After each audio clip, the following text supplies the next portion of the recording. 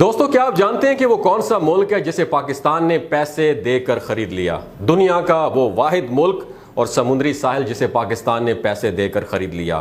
دوستو وہ کون سی خاتون تھی جس نے پاکستان کو یہ خریدنے میں مدد کی؟ جانیے آج کی اس ویڈیو میں، جو جڑے رہیے گا ہماری اس ویڈیو کے آخر تک۔ دوستو دولت کتنی بڑی چیز ہے، اس کا اندازہ آپ اس بات سے لگا لیں کہ وہ ملک جو دوسرے ملکوں سے اس بات پر جنگ لڑ لیتے ہیں کہ دشمن ان کے علاقے پر قبضہ نہ کر لے، وہی ملک بعد میں اپنے انہی علاقوں کو کچھ رقم کے بدلے کسی اور ملک کو بیچ دیتے ہیں۔ جی بالکل دوستو، دنیا میں ایسے نہیں بلکہ کئی واقعات پیش آ چکے ہیں جب کسی ملک نے پیسے لے کر اپنے ملک کے اہم اور اپنے بڑے علاقوں کو بیچ ڈالا۔ پاکستان نے بھی ایک ملک سے اس کا اہم ترین علاقہ خریدا۔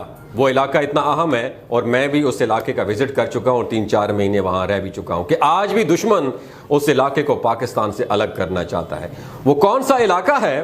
پاکستان نے کس ملک سے خریدا تھا اور کس ملک نے وہ علاقہ اور اس کے علاقے کا سارا سمندر پاکستان کو بیچ دیا تھا؟ اس نے کس وجہ سے اپنے ملک کا اہم حصہ پاکستان کے حوالے کر دیا؟ اس بارے میں جاننے سے پہلے یہ جان لیں کہ اس ویڈیو کے آخر میں آج آپ کو کچھ ایسے علاقوں میں بھی لے چلوں گا جنہیں کسی ملک نے پیسوں کے لیے کسی اور ملک کو بیچ دیا تھا۔ لیکن سب سے پہلے اس سمندری علاقے کی بات کرتے ہیں جسے پاکستان نے خریدا ہے۔ پاکستان کی تاریخ کی 2 بڑی کامیابیاں ہیں دوستو۔ ایک، پاکستان کا ایٹم بم بنا لینا ایک بہت بڑی کامیابی تصور کی جاتی ہے، اور دوسری بڑی کامیابی اس علاقے کو جس کی میں بات کر رہا ہوں اپنے ملک کا حصہ بنا لینا، جس پر انڈیا، ایران اور برطانیہ کی بھی نظریں تھیں۔ میں بات کر رہا ہوں گوادر کی اور اس کے خوبصورت ساحلوں کی۔ جب پاکستان دوستو بنا تھا تب گوادر اور اس کے سمندری ساحل اور ان ساحلوں سے آگے کا سمندری علاقہ پاکستان کا حصہ نہیں تھا۔ میں جب وہاں 3-4 مہینے رہا تو جب آپ سمندر کے ساحل پہ کھڑے ہوتے ہیں تو آپ کو سامنے عمان کی لائٹنگ نظر آتی ہے اور پورا سمندر جو ہے وہ چمکتا ہوا نظر آتا ہے۔ وہ اس لیے نظر آتا ہے کیونکہ گوادر عمان کا حصہ تھا، یہ پورا علاقہ عمان کا حصہ تھا۔ لیکن جب پاکستان بنا تھا تب عمان اور پاکستان کا زمینی بارڈر تھا اس وقت۔ 1947 آتے ہی برطانیہ تو گوادر حاصل کرنے کی دوڑ سے خود بخود آؤٹ ہو گیا، لیکن پاکستان، انڈیا اور ایران اس وقت بھی عمان سے اس کا یہ علاقہ حاصل کرنے کا سوچ رہے تھے۔ لیکن انہی دنوں میں ایک امریکی کمپنی نے یہ پتہ لگایا کہ گوادر ایک ایسی جگہ ہے جہاں قدرتی طور پر ایک ایسی بندرگاہ موجود ہے جو دنیا کی اتنی گہری بندرگاہوں میں سے ایک ہے، اور دنیا کے سب سے بڑے بحری جہاز بھی وہاں آ سکتے ہیں۔ جب اس بات کی خبر ایران کو ہوئی تو اسے تب معلوم ہوا کہ جس علاقے کو اس نے کبھی اہمیت ہی نہیں دی، وہ علاقہ تو اس کے سمندری علاقوں سے بھی کہیں زیادہ قیمتی اور امپورٹنس رکھتا ہے۔ تو ایران نے فیصلہ کیا کہ وہ ہر صورت گوادر کو حاصل کر کے اسے ایران کا حصہ بنا لے گا اور گوادر کی بندرگاہ کے ذریعے اس پورے سمندری علاقے پر اپنی حکومت کرے گا۔ ان دنوں ایران کی امریکی خفیہ ایجنسی CIA سے بھی بہت اچھے تعلقات تھے۔ ایران نے پلان بنایا کہ امریکہ کی مدد سے گوادر کو اپنے ملک میں شامل کرے گا، لیکن تب ایران کو کیا پتا تھا کہ پاکستان تو پہلے ہی گوادر حاصل کرنے کی سوچ بیٹھا ہے اور ایسی تیاری کر رہا ہے جو ایران نے کبھی سوچی بھی نہیں تھی۔ شاہ ایران نے CIA کے ذریعے امریکی حکومت سے مدد حاصل کی۔ اس وقت کی امریکی حکومت نے برطانیہ پر زور دیا کہ گوادر کو ایران میں شامل کرنے کے لیے ایران کے ساتھ مل جل کر کام کر لیا جائے۔ دوسری طرف پاکستان کی یہ خاتون گوادر کو پاکستان میں شامل کرنے کی ایفرٹس کر رہی تھیں اور اس کا نام تھا وقار النساء۔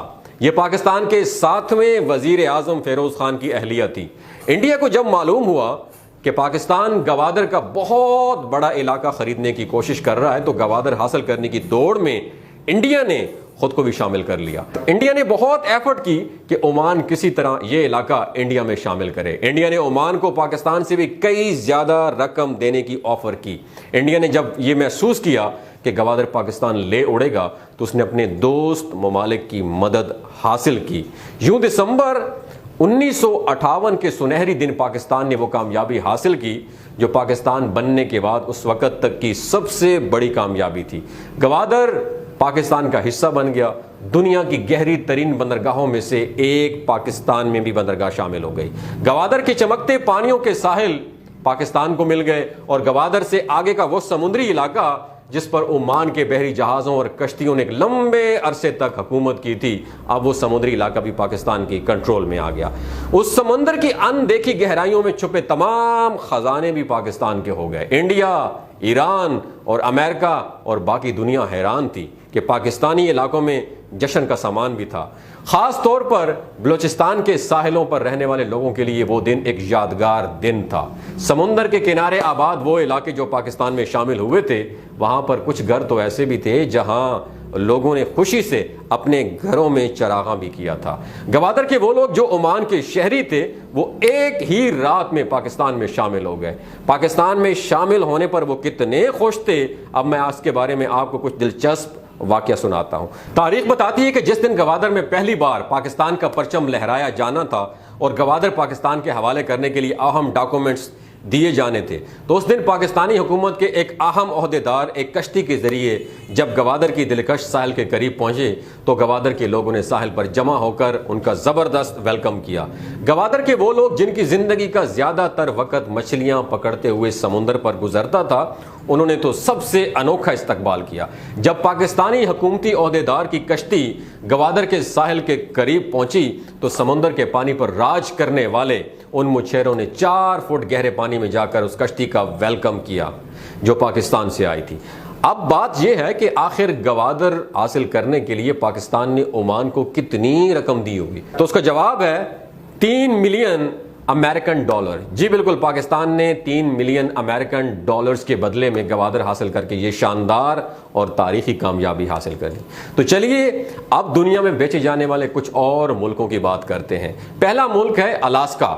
دنیا کے خوبصورت ترین علاقوں میں سے ایک الاسکا ہے۔ جی ہاں، وہاں وہ علاقہ جسے خرید لینے کے بعد امریکی سمجھتے ہیں کہ انہوں نے اپنی تاریخ میں سب سے اہم کامیابی حاصل کی ہے۔ یہ ان بڑی کامیابیوں میں سے ایک ہے۔ امریکی اس علاقے کو خرید لینے پر آج بھی پراؤڈ فیل کرتے ہیں، اور کیوں نہ کریں، الاسکا ہے ہی اتنا خوبصورت، کئی ملکوں سے بڑا، کئی ملکوں سے زیادہ خوبصورت۔ الاسکا کی زمین میں ایسے خزانے دفن ہیں جو دوسرے ملکوں میں نہیں ہیں۔ ایک زمانہ تھا جب روس الاسکا پر حکومت کیا کرتا تھا۔ الاسکا کا ایک ایک حصہ، یہاں کی ہر ایک جھیل، تمام پہاڑ اور ان پہاڑوں میں موجود تمام قدرتی ذخائر سبھی روس کے خزانے سمجھے جاتے تھے۔ لیکن یہ سب کچھ روس کے مقدر میں کہاں تھا؟ روس کے حکمرانوں نے وہ بڑی غلطی کی جس کے بعد یہ پورا علاقہ امریکی لے اڑے، اور وہ بھی اونے پونے داموں لے اڑے۔ یہ تھی روس کی بدقسمتی کہ پورا علاقہ 7.2 ملین ڈالرز کے بدلے میں امریکہ کی جھولی میں آ گیا۔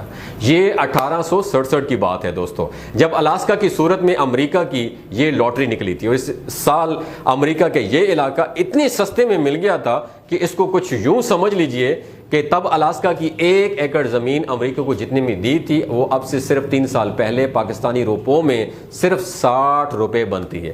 کیا آج آپ کو پاکستان میں کہیں کوئی جگہ 60 روپے فی ایکڑ ملے گی؟ اب یہاں سے آپ اندازہ لگا لیں کہ ایک حساب سے روس نے الاسکا تقریباً مفت میں بیچ دیا تھا۔ دوسرا ہم ایلٹن کی بات کریں گے۔ یہ جرمنی کا وہ گاؤں ہے جو جرمنی کا ہی تھا، لیکن جرمنی نے اپنے ہی گاؤں کو پیسے دے کر خریدا ہے۔ جو گاؤں تھا ہی جرمنی کا، اس سے پیسے دے کر خریدنے کی نوبت کیوں پیش آئی؟ اس گاؤں کو خرید لینے کی بڑی عجیب و غریب کہانی ہے۔ جرمنی نے اسے کتنے پیسوں میں خریدا ہے، چلیے جانتے ہیں۔ جرمنی کے اس گاؤں کا نام ایلٹن ہے۔ ورلڈ وار 2 کے بعد یہ گاؤں جرمنی کا ہی حصہ تھا، لیکن اس کے بعد یہ نیدرلینڈز کا حصہ بن گیا۔ صرف ایلٹن گاؤں ہی نہیں، جرمنی کے ہاتھ سے اس کے کئی اور علاقے بھی نکل گئے تھے۔ دوسرا ہے سیلفینٹ۔ یہ علاقہ نیدرلینڈز کے بارڈر پر موجود ہے۔ دلچسپ بات یہ ہے کہ یہاں سے تھوڑے ہی فاصلے پر بیلجیم کا بارڈر بھی ہے۔ مزید دلچسپ بات یہ ہے کہ پورے جرمنی کا سب سے مغربی علاقہ یہی ہے۔ یہ کئی سالوں تک جرمنی سے کٹا رہا، لیکن جرمنی اپنی ان علاقوں کو کبھی بھی بھولا نہیں تھا۔ جرمنی نے اپنے علاقے کو حاصل کرنے کے لیے کئی سالوں تک کوششیں کی، لیکن 1963 میں جرمنی اپنی کوشش میں تب کامیاب ہوا جب نیدرلینڈز نے ایک بڑی رقم کے بدلے جرمنی کو اس کے علاقے بیچ دینے کی حامی بھر لی۔ جرمنی نے ایلٹن گاؤں اور سیلفینٹ نامی اس علاقے کو خرید لینے کے بعد نیدرلینڈز کو جرمنی کی کرنسی میں 280 ملین جرمن مارکس دیے تھے۔